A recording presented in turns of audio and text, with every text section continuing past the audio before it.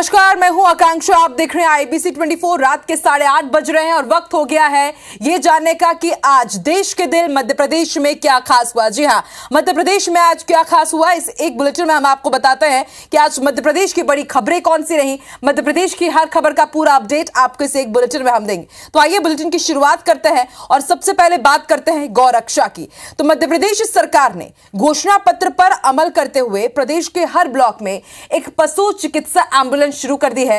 आज भोपाल के लाड parade ground पर आयोजित गौ रक्षा संकल्प सम्मेलन में सीएम शिवराज ने हरी झंडी दिखाकर 406 पशु चिकित्सा एम्बुलेंस को रवाना किया। रिपोर्ट देखिए।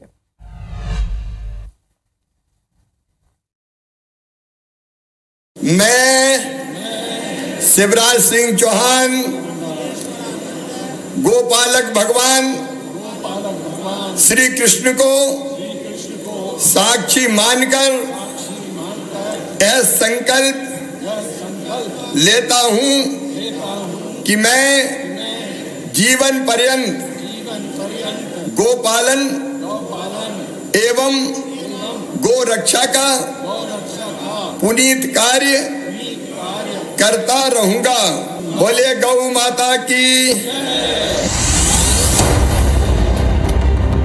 तो अब MP में गौवंश को भी इलाज के लिए एम्बुलेंस उपलब्ध होगी। भोपाल में आयोजित गौरक्षा संरक्षण संकल्प सम्मेलन ने 406 पशु चिकित्सा एम्बुलेंस को हरी झंडी दिखाकर रवाना किया। इस सेवा में हर साल 77 करोड़ का खर्च आएगा। जब एम्बुलेंस केवल इंसान के लिए नहीं होगी, गौ माता के लिए भी होगी। अगर गांव में किसी किसान के घर से या गोपालक के घर से भी फोन होगा तो तत्काल एम्बुलेंस वहां पहुंच जाएगी। आदरणीय शिवराज जी के सरकार, मोदी जी के सरकार, भारतीय जनता पार्टी के सरकार गौ रक्षा ये भारत के संविधान का मूल आत्मा के अनुरूप है, ऐसे मानती है। मित्रों, सीएम शिवराज के इस पहल पर सियासी पारा भी गर्मा गया है। कांग्रेस ने सरकार की मंशा पर सवाल खड़े किए हैं। ये तो सब चुनावी घोषणा है, बिल्कुल विश्वास कोई नहीं करने वाला। 18 साल से आपने गौ माता की याद क्यों नहीं आती? चुनाव के समय आपको क्यों याद आता है? गौ रक्षा के मामले में 20 साल के बाद याद आई इनको। कांग्रेस की कमलनाथ जी की सरकार थी तो 1000 गौशालाएं बनाई। प्रभारी मंत्री होशंगाबाद हरदा में 10 दोनों जगह बनाई, जिसको उन्होंने बिठा दिया। और जो एम्बुलेंस है इसमें बछड़ा नहीं आ सकता, गाय तो छोड़ो। ये सब ध्यान बटाने वाली बातें। धर्म रक्षा और गोरक्षा की एंट्री से तो साफ हो गया है कि अगले चुनाव में धर्म प्रमुख एजेंडा रहने वाला है। फायदा किसे कितना होगा कहना मुश्किल है। विवेक पटैया, IBC 24 भोपाल। मध्य प्रदेश में बीजेपी ने लाडली बहना योजना का ट्रम्प कार्ड खेला तो कांग्रेस ने नारी सम्मान योजना का पासा फेंक दिया। कांग्रेसी अब बाकायदा घर घर जाकर महिलाओं से फॉर्म भरवा रहे हैं, लेकिन अब बीजेपी ने कांग्रेस पर योजना के बहाने जुटाए जा रहे आधार नंबर के दुरुपयोग का आरोप लगा दिया है। पेश एक रिपोर्ट। MP में चुनाव को देखते हुए सरकार की लाडली बहना योजना के जवाब में कांग्रेस ने नारी सम्मान योजना लॉन्च की है, लेकिन इसके लिए जुटाए जा रहे आधार नंबर को लेकर बीजेपी कांग्रेस को घेर रही है। बीजेपी प्रदेश अध्यक्ष VD शर्मा ने आधार नंबर के दुरुपयोग की आशंका जताते हुए कांग्रेस पर भ्रम और छल की राजनीति करने का आरोप लगाया। मैं पूछना चाहता हूँ, कौन जिम्मेदार होगा? आप झूठ बोल करके घूम रहे हैं और लोगों से फार्म भरवा करके उनसे आधार कार्ड ले रहे हैं। VD शर्मा के आरोप पर कांग्रेस ने चुनौती दी है कि अगर फ्रॉड हो रहा है तो केस दर्ज कराएं। वहीं बीजेपी ने केंद्र के पत्र का हवाला दिया। फ्रॉड हो रहा है तो सरकार फ्री है, हम पर 420 का केस लगाए। केंद्र सरकार ने बहुत स्पष्ट तौर पर कहा है कि अपने आधार की फोटोकॉपी किसी ऑर्गेनाइजेशन या किसी संस्था के साथ में शेयर ना करें, इसका मिसयूज हो सकता है। दरअसल कांग्रेस इस अभियान के साथ एक बड़ा डेटा भी तैयार कर रही है, जिससे चुनावी तैयारियों में उसे फायदा मिलेगा। तो देखिए, चुनाव में अपनी जीत पक्का करने के लिए अब मध्य प्रदेश कांग्रेस फर्जी मतदाताओं की सूचियों से बाहर करने में जुट गई है। PCC चीफ कमलनाथ ने इसके लिए नई प्लानिंग की है, जिस पर बीजेपी तंज कस रही है। रिपोर्ट देखिए। मध्य प्रदेश में चुनाव से पहले सियासी पार्टियां फेक वोटर्स को वोटर लिस्ट से बाहर करने में जुटे हैं। PCC चीफ कमलनाथ ने चुनाव में जाने से पहले ही इसे लेकर तैयारी कर ली है। पार्टी के बूथ लेवल पदाधिकारियों के जरिए वोटर लिस्ट में फेक वोटर्स की पहचान की जा रही है। इन बूथ समितियों में बड़े नेताओं को भी इसलिए शामिल किया गया है। बूथ कमेटियां और बीएलए बूथ पर सभी मतदाताओं का पर्सनल वेरिफिकेशन करेंगे, घर घर जाकर जांच करेंगे और जहां भी कोई फर्जी मतदाता या डुप्लीकेसी मतदाताओं की दिखाई देगी उन्हें कटवाएंगे, निर्वाचन आयोग में शिकायत करेंगे। वहीं बीजेपी कांग्रेस की इस कवायद पर तंज कस रही है। 50 साल तक उन्होंने इस देश में राज किया तो उनको मालूम है फर्जी मतदाता सूची कैसे बनती है, कैसे किया जा सकता है। अगर इस बार निर्वाचन आयोग ने उनको रोकने का प्रयास किया है तो अब ये काम करने के लिए कभी कोई बात बनाते हैं, कभी कोई बात करते हैं, इसलिए एक जमीन खिसक गई है। दरअसल कांग्रेस पिछले चुनाव से सबक लेकर इस बार महीनों पहले ही फेक वोटर्स को लेकर एक्टिव हो गई है ताकि वोटिंग के दौरान कोई गड़बड़ी ना हो।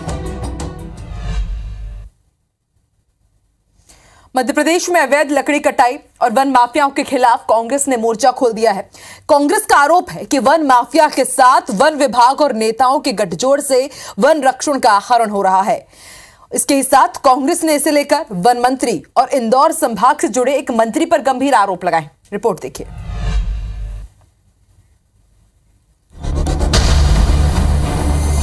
अवैध लकड़ी कटाई और वन माफिया को लेकर कांग्रेस ने आरोपों की बौछार कर दी है। कांग्रेस का आरोप है कि वन मंत्री, इंदौर संभाग से जुड़े एक मंत्री वन माफिया और पुलिस की सांठगांठ से इंदौर टिम्बर मार्केट में रोजाना अवैध लकड़ी पहुंच रही है, जिससे सरकार को हर रोज लाखों का नुकसान हो रहा है।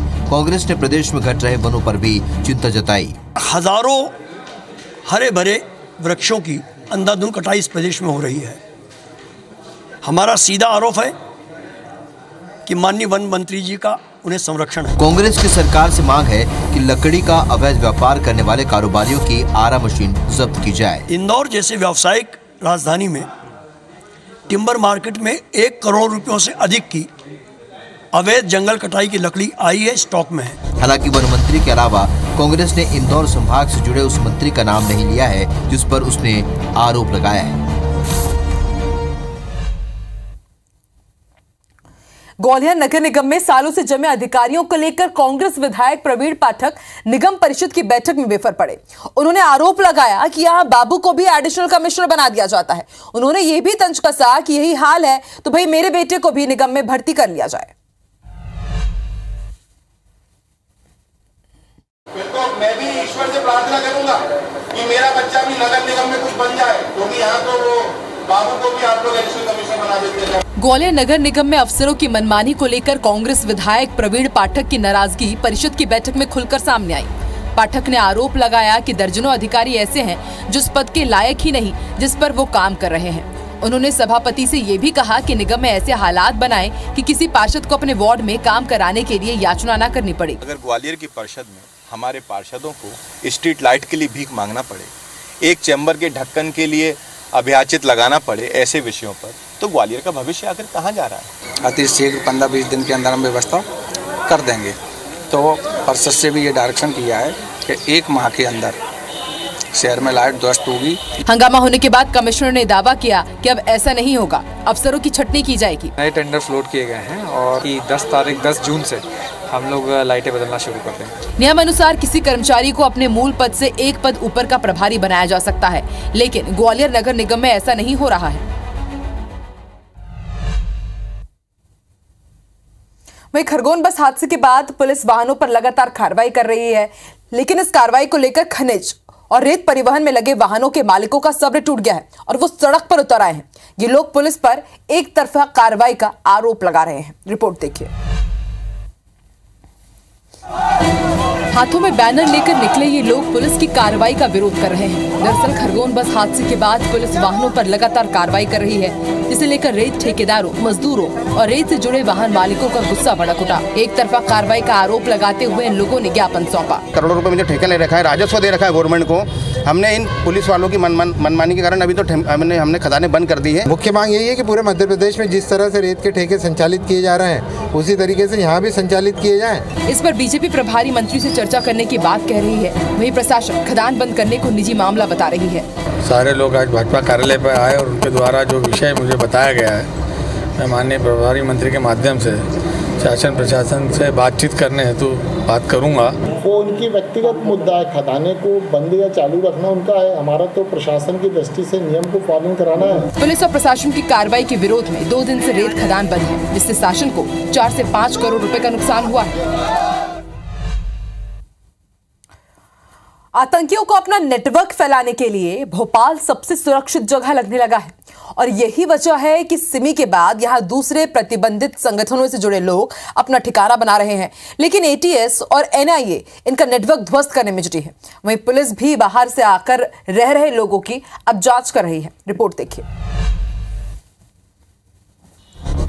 राजधानी भोपाल आतंकियों का सुरक्षित पनाहगार बन गया है। पहले जीएमबी के आतंक, फिर पीएफआई के सदस्य और अब एटीएस और एनआईए ने कार्रवाई करते हुए कट्टरपंथी इस्लामिक संगठन हिज्ब उत तहरीर उर्फ तहरीक खिलाफत के सदस्यों को गिरफ्तार किया है। लेकिन हैरानी ये है कि लोकल पुलिस को इसकी भनक तक नहीं लगी। ताज़ा गिरफ्तारी के बाद पुलिस बाहरी लोगों की जाँच की बात कह रही है। तो जाँच है खास तौर पर जो किराएदारों की, उनके लिए भी सघन अभियान शुरू किया गया है और साथ साथ पूरे इलाके में पुलिस की मुख्य तौर पे जो सुरक्षा व्यवस्था है, मुख्य तौर पे सूचना तंत्र है, उसे भी मजबूत किया गया है। खास बात यह है कि हाल ही में जिन युवकों को गिरफ्तार किया गया है उनमें एक सॉफ्टवेयर इंजीनियर है, कुछ जिम ट्रेनर हैं, वहीं इनमें से कुछ तो कोचिंग पढ़ाते हैं। इसके बाद पुलिस ऐसे युवकों पर नजर रखने की बात कह रही है। कई बार ऐसे व्यक्ति जो आम दिखता हो और दूसरे जगहों से जुड़ा हो सकता है, तो इस पर भी पुलिस की लगातार नजर रहती है। इसमें मुख्य तौर पर जिन एजेंसी ने काम किया है, इस पूरे ऑपरेशन के बारे में जानकारी उनसे जुटाई जा रही है। फिलहाल पकड़े गए संदिग्ध आतंकी रिमांड पर हैं, लेकिन इन गिरफ्तारियों ने सरकार की चिंता भी बढ़ा दी है। मध्य प्रदेश हाईकोर्ट की ग्वालियर बेंच ने नर्सिंग परीक्षाओं पर रोक बरकरार रखी है। सुनवाई के दौरान कोर्ट ने 22 नर्सिंग कॉलेजों के स्टूडेंट्स की ट्रेनिंग पर भी सवाल खड़े किए। मामले की अब अगली सुनवाई 27 जुलाई को होगी। पेश एक रिपोर्ट। एमपी हाईकोर्ट की ग्वालियर बेंच में नर्सिंग परीक्षाओं से जुड़े मामले की सुनवाई हुई। इस दौरान कोर्ट ने नर्सिंग परीक्षाओं पर रोक बरकरार रखने के आदेश दिए हैं। सीबीआई ने भी अपनी जांच रिपोर्ट कोर्ट में पेश की, जिसमें चौंकाने वाले खुलासे हुए। कोर्ट ने 22 नर्सिंग कॉलेजों के स्टूडेंट्स की ट्रेनिंग पर भी सवाल खड़े किए हैं। हाईकोर्ट ने सीबीआई को ट्रेनिंग वाले अस्पतालों से नोटराइज्ड एफिडेविट में जानकारी मांगने के आदेश दिए। साथ ही जानकारी नहीं देने पर ऐसे अस्पतालों पर एक्शन लेने को कहा है। न्यायालय के पूर्व आदेश के पालन में निरीक्षण रिपोर्ट प्रस्तुत की थी और उसमें सैंपलिंग में जो पाया था उसके बारे में माननीय न्यायालय को बताया, तो माननीय न्यायालय ने यह पाया कि लगभग आधे से ज़्यादा कॉलेज ऐसे हैं जिन्हें एफिलिएशन गलत तरीके से दिया गया। तो अब माननीय न्यायालय द्वारा कंप्लीट इंक्वायरी के लिए निर्देश दिए हैं और प्रकरण 27 जुलाई को लगाया है। मामले की अगली सुनवाई 27 जुलाई को होगी। इसी दिन सीबीआई को अपनी स्टेटस रिपोर्ट भी पेश करनी है। बालाघाट में तेंदुपत्ता संग्रहण में बाधा डाल रहे नक्सलियों की रणनीति को अब काउंटर करने के लिए खास रणनीति बनाई जा रही है। तेंदुपत्ता तोड़ाई के दौरान सभी विभाग और श्रमिक एक दूसरे के संपर्क में रहे, ऐसा भी प्लान तैयार किया गया है। रिपोर्ट देखिए। नक्सल प्रभावित बालाघाट जिले में इस बार तेंदुपत्ता संग्रहण पुलिस के पहरे में होगा। नक्सली हर सीजन में तेंदुपत्ता फलों में आगजनी कर ठेकेदारों को डरा धमका कर उनसे अवैध वसूली करते हैं। ऐसे में विशेष कार्य योजना के तहत वन विभाग, पुलिस विभाग, तेंदुपत्ता तोड़ने वाले श्रमिक और ठेकेदार एक दूसरे के संपर्क में रहें, ऐसा प्लान बनाया गया है। तेंदुपत्ता कॉन्ट्रैक्टर्स को एक तो कानून के विषय में थोड़ी जानकारी दी गई है कि अवैध वसूली के लिए पैसे देना भी उतना ही कानूनन अपराध है, तो एक तो उसमें वो अपने लेवल पे थोड़ा सतर्क रहें। इसके अलावा कोशिश भी की जा रही है कि तेंदुपत्ते का भुगतान कैश की जगह ऑनलाइन हो। वहीं जो भी लोग नक्सलियों की मदद करेंगे, पुलिस उनके खिलाफ कड़ी कार्रवाई करेगी। तो यदि किसी भी तरह से अवैध वसूली का माध्यम बन रहे हैं और वो टेरर फंडिंग के कैटेगरी में आता है, तो यूएपीए के तहत बहुत ही गंभीर प्रावधान है उसमें। तो इसलिए हमने सभी कॉन्ट्रैक्टर से ये निवेदन किया है कि किसी भी तरह की ऐसी जानकारी मिलने पे सबसे पहले पुलिस को संपर्क करें। पिछले कुछ सालों से नक्सलियों ने तेंदुपत्ता फड़ों में आगजनी और अवैध वसूली तेज की है। यही वजह है कि पुलिस ने इस बार पहले से ही तैयारी कर ली है।